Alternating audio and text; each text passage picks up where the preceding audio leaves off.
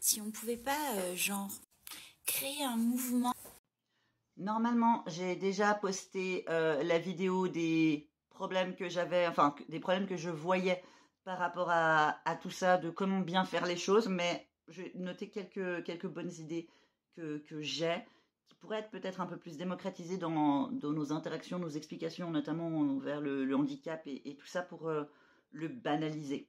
Notamment dans tout ce qui est question des aides à la mobilité, l'exemple que j'utilise le plus souvent, c'est que je compare les aides à la mobilité aux lunettes. Les lunettes, franchement, moi tu m'enlèves mes lunettes, je suis déjà extrêmement handicapé. Déjà même avec les lunettes, étant donné que mon œil gauche il est tout le temps en train de pioncer puis que j'ai pas de vision binoculaire, je me sens handicapé de la vue. Donc pourquoi les lunettes c'est aussi bien accepté, mais pour aider à voir, alors que des aides à la mobilité, des cannes, des rolators, des fauteuils roulants, ou même d'autres aides à la mobilité que j'ai pas en tête, eh ben, ça va être diabolisé, alors que là aussi, c'est pour aider à faire quelque chose. Enfin, voilà, vraiment, moi, la comparaison aide à la mobilité et lunettes, vu que les lunettes, c'est très démocratisé, puis qu'il n'y a pas il y a plus, je pense, de stigma dans notre société actuelle. Euh, voilà, c'est mon idée. Autre idée que j'ai qui pourrait peut-être notamment aider, notamment pour les enfants, mais je pense en vrai qu'il y aurait une vraie demande de plein de gens, parce que je sais que vous êtes beaucoup à adorer les peluches. Euh, Faire des peluches spécifiques au handicap et vraiment, entre guillemets, avoir des petites collections avec peut-être aussi des petites fiches d'identité de personnages par rapport au handicap qui expliquent un petit peu rapidement le handicap ou la personnalité. Enfin, par exemple, si vous faites des zèbres pour le syndrome d'Ehlers dans l'os ou d'autres maladies rares, eh ben, il y aurait une petite explication en lien avec la maladie en question, mais il y aurait aussi un nom, une personnalité, parce qu'on est un peu tous différents, enfin mettre un peu en avant certains trucs, patati patata, ce qui pourrait permettre à des gens de faire des collections de peluches et qui ferait peut-être marcher un peu les small business et tout ça. Et comme les peluches, eh ben, souvent ça marche bien, particulièrement j'imagine pour les enfants, pour présenter certains trucs et tout ça, mais que c'est aussi quelque chose qui est très apprécié par beaucoup de gens en fait en général. Je me dis, il y a un vrai potentiel marketing pour les peluches. J'y pense souvent quand je vois. Merde, comment c'est son pseudo? HSD Spondy? Non, je sais plus.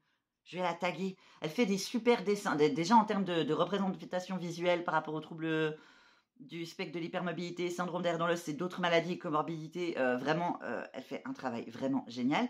Mais elle fait des fois aussi des dessins avec des petites histoires de petits monstres, en fait, qui ressemblent un peu à des Pokémon, enfin, dans l'idée, et qui ont leur personnalité, tout ça. Puis je me dis, mais damn, s'il y avait des peluches de ça, je sais que c'est un cadeau, ma sœur, elle aimerait.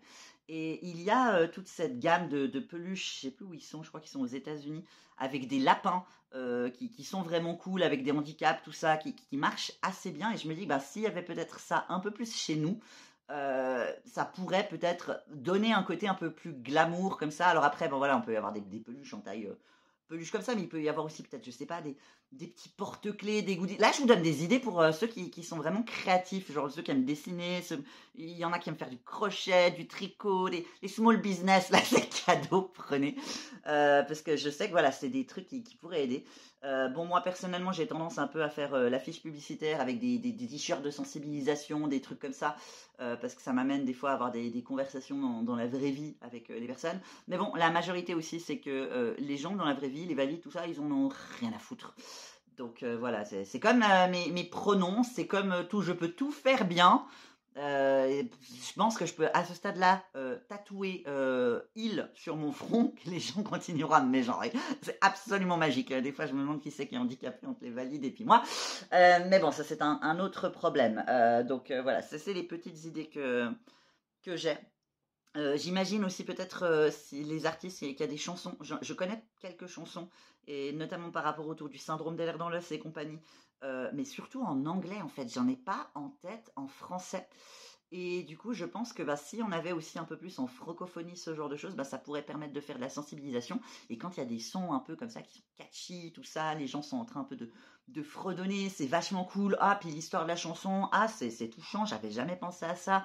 Je vais me renseigner sur la personne qui a créé la chanson. Ah, elle a tel et tel handicap, tout ça. Enfin, moi, c'est quelque chose que quand il y a maintenant des chanteurs et des chanteuses que j'apprécie. Bon, après, maintenant, bien, il n'y en a plus beaucoup qui sont clean. Hein, enfin, si, il y en a quand même, heureusement. Mais c'est vrai que vu que j'ai tendance un peu à chercher pour éviter de soutenir des personnes problématiques, des fois, je suis vite un peu, voilà. Mais il y en a plein, des personnalités très, très connues et tout, qui ont des handicaps, des maladies, et on n'en parle jamais.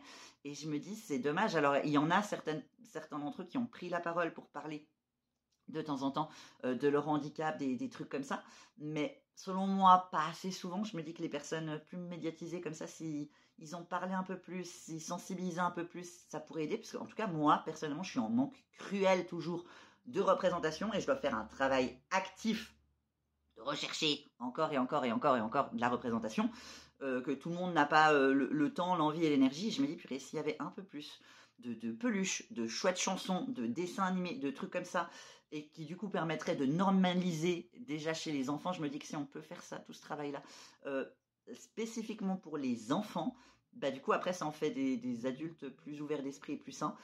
Pas que je pense que les adultes c'est complètement des causes perdues, qu'il faut rien faire du tout. Au contraire, c'est important parce que c'est surtout avec les adultes qu'on va interagir et c'est avec les adultes que nos discriminations sont les plus fréquentes. Enfin, généralement, moi, c'est pas avec les gamins que j'ai des problèmes. Hein.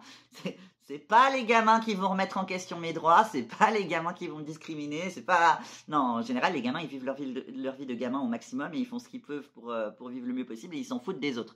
En tout cas, ils s'en foutent des adultes et particulièrement des adultes qu'ils connaissent pas.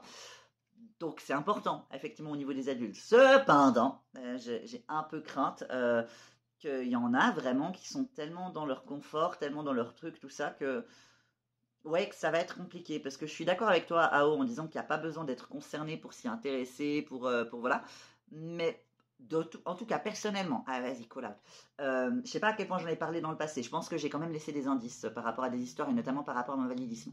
J'ai la conviction vu comment était ma personnalité avant patati patata, que si je n'étais pas handicapée par rapport au contexte dans lequel je vivais, aux personnes qui étaient autour de moi, qui étaient quand même assez de droite, il y en a pour la qui sont toujours, et les privilèges et le côté assez très égocentré que j'ai naturellement, notamment parce que j'ai des difficultés de connexion avec d'autres personnes, mais bon, ça à l'époque je ne le savais pas. Je pense sincèrement que si j'avais pas des handicaps physiques, si j'étais pas malade chronique, je serais vraiment un sacré, sacré, sacré connard. Aujourd'hui, je pense que j'essaie d'être une bonne personne, que j'ai quand même encore un fond de petit connard, mais que je continue de déconstruire pour, si possible, moi j'espère que le jour où je crève, je ne sois pas un connard et que je sois la meilleure personne possible. Et c'est mon goal de vie en fait. Ça va être le goal de vie de tout le monde, mais c'est pas le goal de vie de tout le monde. Et ça, je pense, c'est vraiment un truc que je dois faire consciemment par rapport à certains trucs, certaines choses que j'ai appris dans mon éducation, tout ça. Ça craint. Et du coup, je me dis, bon, bah, si du coup, on peut assainir un peu l'éducation des prochains en montrant de la diversité avec des trucs cool, parce que les peluches, c'est cool, les musiques, c'est cool, ça permet de créer des liens, des trucs comme ça, et ben, peut-être que ça sera mieux. Voilà, bon, je sais pas à quel point ça va aider les choses, d'autant que voilà, moi, je suis assez doué des fois de temps en temps pour donner des bonnes théories, des bons conseils, les mettre en action par contre. Hein, voilà, ça c'est le côté connard. Je donne des indications, je vous laisse faire tout le job. Bon courage.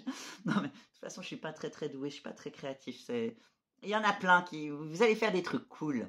Si vous faites des trucs cool, moi je vais repartager vos trucs cool. On va faire ça, ok? Et comme ça, je fais semblant de pas être trop un connard.